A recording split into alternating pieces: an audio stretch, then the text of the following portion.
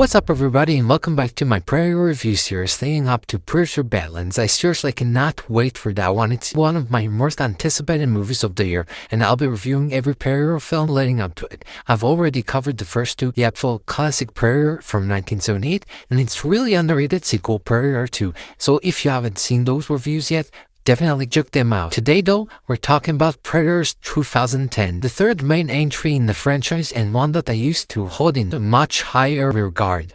So let's rewind a bit. When I first watched Predators years ago, I absolutely loved it. I remember thinking it was this badass brutal return to form for the franchise, a back to basic kind of sequel that honored the spirit of the original. It had that jungle setting, the Predators were scary again, and there was a lot of potential for something awesome. I genuinely thought it was easily the best Predator sequel when I first saw it. But after rewatching it recently for this review, yeah, that nostalgia didn't hold up at all.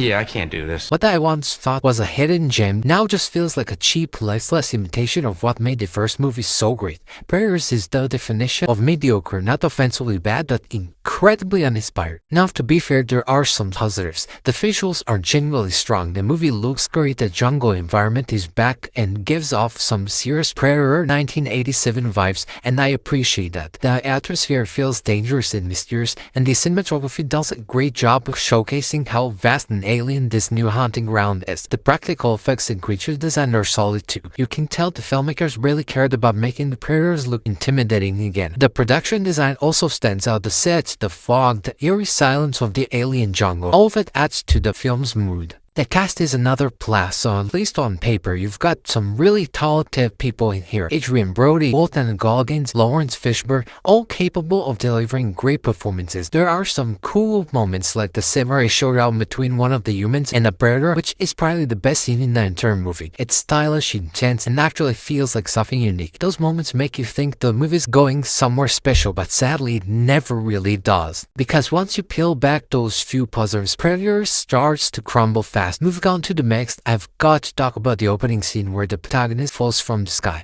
I'll be honest, that moment is genuinely tense and really cool. It's such a strong and chaotic way to kick things off, immediately putting you in that panic and confusion right alongside the characters. It's one of those rare Predator openings that grabs you right away and doesn't waste time. But visually, it's kind of a disaster. The green and blue skin work in that scene might be some of the worst I've ever seen in a studio movie. There are shots where it literally looks like the actor is rolling across a giant blue screen background. It's that bad and that noticeable. So while I respect creativity and intensity of the idea, the execution drags it down hard. It's a great concept that's almost ruined by how fake and cheap the visuals look. The biggest problem, this is just a bad version of the original Predator. It copies the structure, the pacing, and even some of the exact same beats, but without any of the charm, creativity, and emotional weight. The main character, played by Adrian Brody, tries so hard to channel Arnold's toughness, especially in that third act when he's yelling, "Come on, kill me!" like he's reliving that 1987 moment, but it completely falls flat. Brody's a great actor, he's just not believable as this muscle-bound action hero. He's like what Thorin Oakenshield was to Aragorn in The Lord of the Rings and The Hobbit.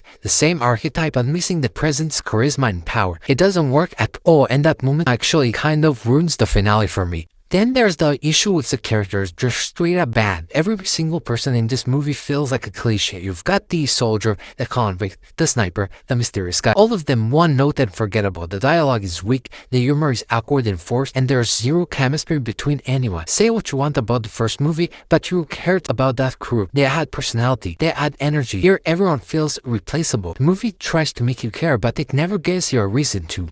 And then there's the pacing. Predator starts strong, but the middle drags so badly that it kills all momentum. There are long stretches where nothing literally happens, and when the action finally picks up, it's not nearly as thrilling as it should be. The editing and tone feel off, like the filmmakers didn't quite know what type of movie they were making. Half horror, half action, but never fully committing to either. The comedy doesn't land, the scares don't stay, and worst of all, it's not even that entertaining. For a movie about a bunch of killers being hunted by aliens, this should have been a non-stop thrill ride, but instead it's surprisingly dull. Boring. So overall, Predators is a massive disappointment. I used to think it was the best sequel, but now I see it for what it really is, a hollow retread trying too hard to recapture lightning in a bottle. The visuals, the effects, and the atmosphere are solid, but everything else just feels off. It lacks identity, originality, and that special spark that made the original so iconic. It's not unwatchable, but it's painfully average, and that's almost worse. I'm giving Predators a D+. It's a step down in nearly every way, and honestly, it makes me appreciate the first two films even more. But hey, that's just my take. What do you guys think about Predators? Do you agree it's one of the weakest in the series, or do you think it deserves more credit than I am giving it? Let me know your thoughts in the comment. Thanks for watching, and stay tuned because next up in the series I'll be tackling the Predator released in 2018, and boy, that's gonna be an interesting one. See you guys in the next review.